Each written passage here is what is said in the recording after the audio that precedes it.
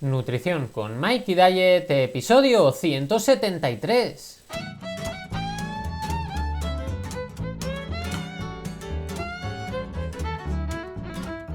Buenos días, buenas tardes o buenas noches, dependiendo la hora que me estés escuchando. Y bienvenidos a Nutrición con Mikey Diet, el podcast donde aprenderemos todas esas cosas que nos van a servir para perder peso, cambiar hábitos y conseguir nuestros objetivos. Os recuerdo que podéis entrar en mi web mikeydiet.com, mykdiet.com, y allí, aparte de todo el contenido que voy subiendo, podéis contactar conmigo para tener una consulta y que os prepare vuestro propio plan nutricional, acompañándoos paso a paso en el proceso. Y recordad que podéis poneros en contacto conmigo para cualquier otro tema a través de mikeydiet.com/contacto. Y bueno, estamos a día 20 de enero del 2020, que de 20 hay en esta fecha. Y hoy vamos a hablar del tema que os dije la semana pasada, el lunes de la semana pasada, que íbamos a hablar. Es acerca del tema de que cuando solemos hablar de dietas específicas o de poderes increíbles que tienen ciertos productos o el funcionamiento que tienen distintos protocolos alimenticios, realmente, ¿quién tiene que demostrar que eso es cierto o eso es falso? Porque es algo que tenemos que plantearnos cuando hablamos de este tipo de cosas. A ver, realmente ya sabéis que yo siempre, sobre todo los lunes que hago el desmontando, intento mostrar argumentos basados en ciencia para desmontar muchos productos, muchas dietas, muchos protocolos, pero realmente también os habréis dado cuenta de que en ocasiones es complicado rebatir el funcionamiento de algo. Normalmente a nivel fisiológico es más sencillo, pero no tenemos evidencia científica para decir que no funciona. Pero claro, si no puedo demostrar que algo no funciona, ¿es que funciona? Porque si partimos de esa premisa, entonces sería, la verdad, bastante sencillo que nos tomasen el pelo. Es decir, yo ahora mismo podría decir, por ejemplo, que llevar pajarita te ayuda a perder peso y que disminuye el riesgo cardiovascular. Y decirte además que me enseñes estudios que demuestren lo contrario. Por esa regla de 3, dado que no hay estudios que demuestren lo contrario, entonces yo podría seguir diciendo que llevar pajarita tiene esos beneficios, cuando está claro que esto no va a funcionar de esa manera. Entonces, en este caso, como veis, no eres tú quien tendría que demostrarme que esto no ocurre de esa manera. Soy yo el que tendría que comenzar demostrándote que esto ocurre así, porque si no, tendríamos que dar por válida cualquier posible premisa de ese estilo que nos fuesen presentando. Pero claro, entonces, ¿qué debería hacer si alguien me hiciese una afirmación como la de la pajarita? Bueno, pues exigir pruebas o una demostración de lo que realmente se está diciendo. No sé si conocéis lo del dragón de mi garaje de Carl Sagan, pero voy a leeroslo porque creo que ayuda mucho a entender este concepto de exigir las pruebas o demostración de lo que se está diciendo. A ver, en mi garaje vive un dragón que escupe fuego por la boca. Supongamos que yo le hago a usted esta afirmación. A lo mejor le gustaría comprobarlo, verlo usted mismo. A lo largo de los siglos ha habido innumerables historias de dragones, pero ninguna prueba real. ¡Qué oportunidad! Enséñemelo, me dice usted. Yo le llevo a mi garaje. Usted mira y ve una escalera, latas de pintura vacías y un triciclo viejo. Pero el dragón no está por ningún lado. ¿Dónde está el dragón?, me pregunta. ¡Oh! Está aquí, contesto yo moviendo la mano vagamente. Me olvidé de decir que es un dragón invisible. Me propone que cubra de harina el suelo del garaje para que queden marcadas las huellas del dragón.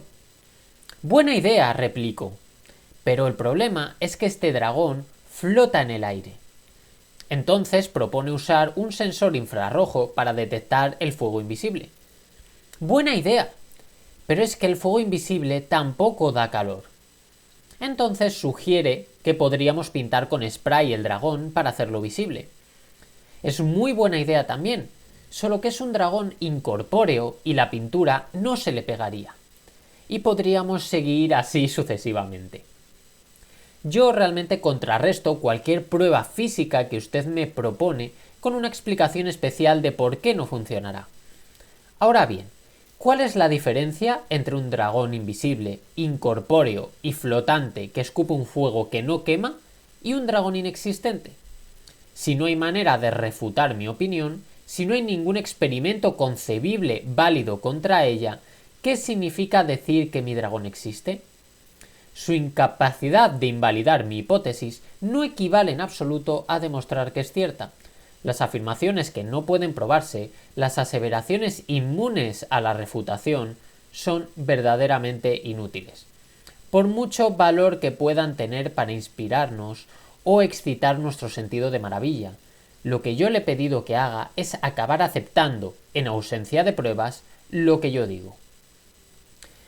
Realmente con esto lo que pretendo enseñaros, ¿no? con lo del dragón de mi garaje de Carl Sagan, es precisamente el hecho de que si no existe ninguna manera de refutar que eso existe, probablemente es porque no existe. Y mucho ojo porque en tema de nutrición, que realmente es lo que estamos tratando, no tendríamos siempre por qué pedir una demostración basada en evidencia científica. Como podéis comprobar, cuando desmonto algunas afirmaciones, no siempre es posible, ya que nadie se ha molestado en estudiar algo que no tiene ningún sentido. Pero claro, ¿cómo sabemos que no tiene sentido? Porque fisiológicamente podemos, como ocurre en la mayor parte de las ocasiones, demostrarlo.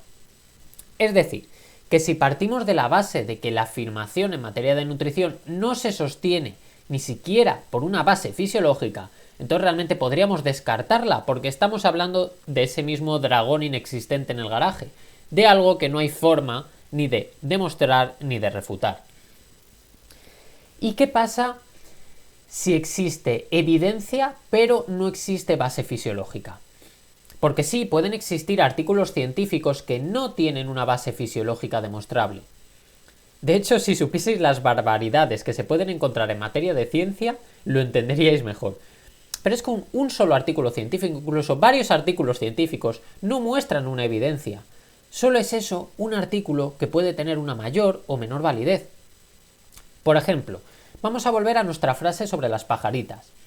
Imaginemos que yo tengo un estudio observacional en 10.000 personas, es decir, son bastantes personas, que comprueban que efectivamente aquellos que tienen pajarita tienen menos infarto, menor índice de masa corporal, mejor salud en general. ¿Esto quiere decir que ya podríamos afirmar esa frase de que la pajarita nos ayuda a todo esto? No, no podríamos hacerlo. Tenemos que encontrar también esos sesgos, tendremos que encontrar esos problemas a la hora de ver ese artículo. Porque realmente lo de la pajarita podría ocurrir si se estudiase. ¿Pero por qué podría ocurrir? Por el simple hecho de que puede ser que alguien que lleva pajarita tiene un nivel socioeconómico más alto, lo que a su vez hace que probablemente tenga un nivel de estudios mayor, que además gracias a ese poder económico más alto come mejor, se preocupa en general más por su salud. Puede que es que incluso estuviésemos hablando de que quien más pajarita lleva sean actores y actrices que además deben preocuparse por su físico debido a su trabajo. Es decir, que se podría dar el caso de que tuviésemos un estudio observacional que viese esto, pero es que esto no nos demuestra nada. Y de hecho, de ahí sale la frase de que correlación no implica causalidad. Esta frase realmente lo que quiere decir es que el hecho de que exista una correlación, como podría darse en el caso de las pajaritas, no quiere decir que sea un causa-efecto, no quiere decir que el hecho de llevar pajarita provoque ese efecto. Y os podéis encontrar, de hecho podéis buscarlo por Google, porque hay muchísimos ejemplos de que correlación no implica causalidad. Seguramente si ponéis correlación no implica causalidad ejemplos os van a salir muchos. Pero es que entre ellos tenemos algunos como por ejemplo el hecho de el aumento de la temperatura global debido al calentamiento global y la disminución del número de piratas. Existe una correlación de que a mayor temperatura en el mundo hay un menor número de piratas. Pero no tiene nada que ver una cosa con la otra, simplemente existe esa correlación, pero no tienen causa-efecto. Lo mismo ocurre también con el número de películas en las que Nicolas Cage aparece y el número de personas que se ahogan en una piscina. De hecho, esta es mucho más divertida porque además, digamos que hay como pequeños picos a lo largo del tiempo en los que se ve que hay gente que se ahoga en una piscina. Si tú pones esa misma gráfica con el número de películas en las que aparece Nicolas Cage, veis que prácticamente son idénticas, pero es simplemente casualidad. Esto se debe a la casualidad, no existe ningún motivo por el que el hecho de que Nicolas Cage aparezca en películas nos haga ahogarnos más en piscinas.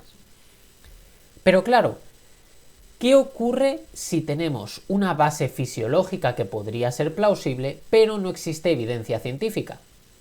Claro, aquí nos podríamos encontrar varios aspectos, porque por un lado tendríamos aquellas cosas que fisiológicamente con el conocimiento actual podríamos pensar que son favorables, pero que aún no tenemos evidencia sobre su uso o su utilidad real. Claro, en este sentido, ¿qué habría que hacer? Bueno, pues si es verdad que podríamos abrirnos a debate, y hay que entender que si fisiológicamente podría ser así, entonces puede, y solo puede, que funcione. Y precisamente para eso tenemos tan buenos investigadores, para comprobar si lo que tenía sentido, por un lado, funciona realmente de esta manera.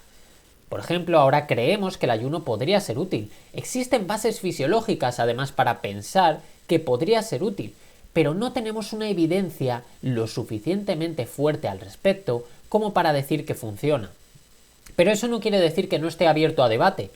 Y eso no quiere decir que no haya que seguir investigando y que haya que seguir mirando las posibles razones o si realmente va a funcionar de esa manera. Y es que incluso puede que para algunas cosas una de las formas sea mejor y para otros aspectos sea preferible usar la otra. Puede ser que el ayuno sea bueno para algo y no sea tan bueno para otro tema. Entonces, en ese sentido también son cosas que están abiertas a debate. Y además puede que haya pequeños detalles que no estamos teniendo en cuenta. Y esto es lo que tiene que ir creciendo, porque existe una posible explicación fisiológica para ello. No todas aquellas cosas que se basan en algo esotérico, intangible, que no vale para nada. Entonces, realmente tendríamos, por un lado, eso, es decir, cosas que tienen base fisiológica pero no hay evidencia, pero también podría ocurrir que a nivel fisiológico tenga sentido, pero que luego no funcione de esa manera. Quizás porque tengamos una falta de conocimiento que no estábamos teniendo en cuenta, algunos aspectos que tampoco habíamos visto, o simplemente por factores externos que están actuando contra ello. Por ejemplo, comer muchas veces al día podría tener un sentido a nivel fisiológico, pero hemos visto que en un contexto como el que vivimos actualmente no parece ser lo ideal para todo el mundo. ¿Veis cómo a veces realmente tenemos que ver todas esas posibles caras para realmente saber si algo funciona y algo no? Y esa es la mayor dificultad que tenemos en materia de nutrición, el hecho de que realmente hay cosas que son muy difícilmente demostrables, hay cosas que solo funcionan en condiciones de laboratorio y hay cosas que si se llevan al mundo real, por el contexto que nos rodea, no funcionan de esa manera. Pero claro, sigo sin entenderlo, entonces ¿quién tiene que demostrar qué? Bueno, pues siempre debemos tener en cuenta que alguien que afirme algo debe tener argumentos y pruebas para demostrarlo. Es decir, no estoy diciendo que únicamente yo o un nutricionista, como ser supremo, tenga la razón, sino que lo que digo es que si yo te afirmo que el azúcar es malo, tengo que ser capaz de mostrarte argumentaciones y demostrártelo de alguna forma. No se pueden afirmar conceptos si no podemos tener una argumentación, una demostración para ellos. Y esto va para todos los bandos. Si yo hago cierto tratamiento nutricional, si yo divulgo algo concreto, debo intentar demostrarlo con la información que tenga disponible. Y por supuesto, en mi receptor recae confiar en mí, rebatírmelo o mostrar pruebas de lo contrario. Pero claro, si entonces debería ser la otra parte la que demostrase algo, ¿por qué yo pierdo, entre comillas, el tiempo desmontando muchas veces algunos de esos mitos? Bueno, pues por varias razones. La primera de ellas porque considero y porque se ha visto que argumentar lo que se va a hacer y lo que no se va a hacer y las razones genera una mayor adherencia. Y precisamente una de las bases de mi trabajo como nutricionista es generar esa adherencia y generar esa confianza. Y para ello tengo que tener argumentaciones para poder demostrar o refutar aquellos mitos que pueden estar más o menos extendidos. Y por otro lado, tampoco pierdo el tiempo a ciegas. Es decir, que solamente intento rebatir aquellos mitos que tienen una argumentación. Me da igual que sea esta de mejor o peor calidad. Si existe una posible argumentación para ese mito, creo que es nuestra responsabilidad contraargumentarlo. De hecho, un aspecto positivo que tenemos en materia de nutrición es que las cosas son generalmente fáciles de contraargumentar siempre y cuando se basen en algo sólido como podría ser la fisiología.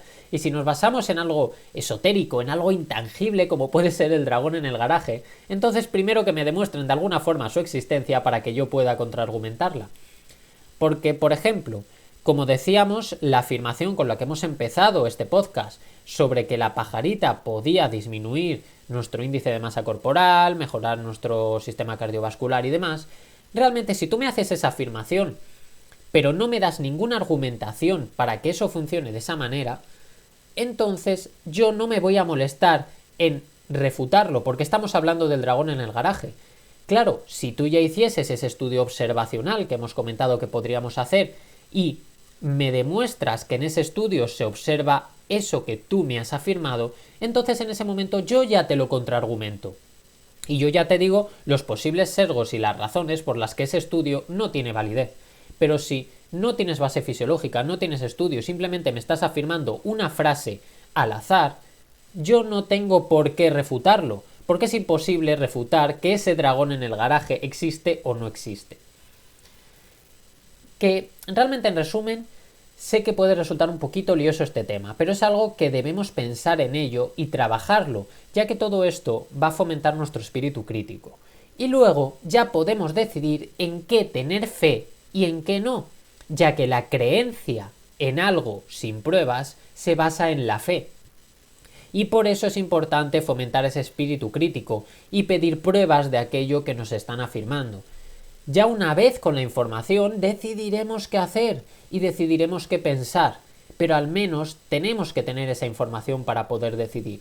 De hecho, a mí me parecería absurdo que alguien tenga fe en lo que yo digo simplemente porque lo estoy diciendo yo, aunque no haya realmente argumentado de ninguna forma que eso puede funcionar.